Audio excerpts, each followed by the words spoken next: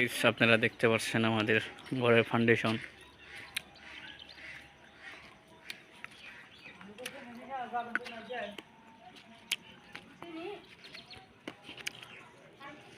এই আমাদের ছোট্ট একটা পিলার। এখানে আমরা পিলার টাইপিং দেওয়ার জন্য খালি আগে কাজ হয়ে গেছে ঘরের, এই জন্য খালি নিচে টাইপিং দেওয়ার জন্য আমরা এখানে একটা ছোট পিলার ইউজ করছি। এইদিকে আর একটা পিলার, এইদিকে একটা পিলার। পিলারগুলা শেষ হয়ে গেছে, আপনাদেরকে পিলারগুলা বসাইতে দেখাইতে পারছিলাম না।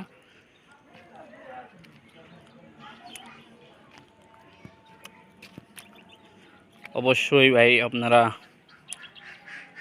এই আমাদের পিলার আরও একটা ছোট, এগুলা ফাউন্ডেশনটা ঠিক মতন মেজারমেন্ট দিয়ে করে নেবেন। সুতা পুরানা ঘরের সাথে যদি আপনারা জয়েন্ট দিয়ে কাজ করেন, অবশ্যই আপনারা তলের যদি রড না থাকে আপনারা এইরকমভাবে ছোট একটা পোর্স ইউজ করে দিবেন।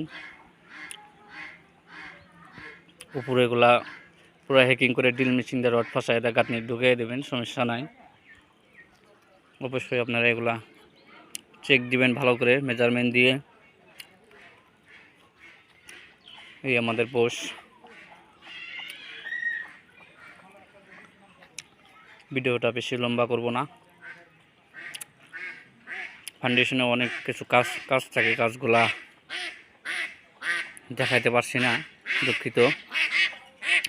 নেক্সট পরবর্তী ভিডিওতে আপনাদেরকে দেখাই দেব মাপজোপ কীভাবে করতে হয়। আপনারা দেখছেন আমাদের রুমটা এটা ছোট আছে, বেশি একটা হলো বড় না। এইদিকে 18 ফুট দিয়েছি আমরা। আর একটা কাজ আপনারা যখন করবেন, আমরা এই জায়গায় কিছু একটা মাটি, শক্ত না কিছু হালকা মাটি আছে, আমরা কিন্তু তলে কিন্তু 2.5 ফুট জালি ইউজ করছি। আপনারা ইউজ করে দিবেন জালিগুলা।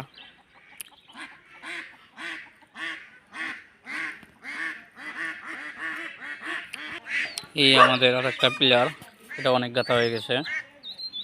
এইদিকে দেখছেন এই সুতাটা, এইদিকে বরাবর আমাদের একটা ড্রয়িং হয়ে নিচের থেকে এইদিকে যেমন গাঁথনি উঠাই দেবো আমরা।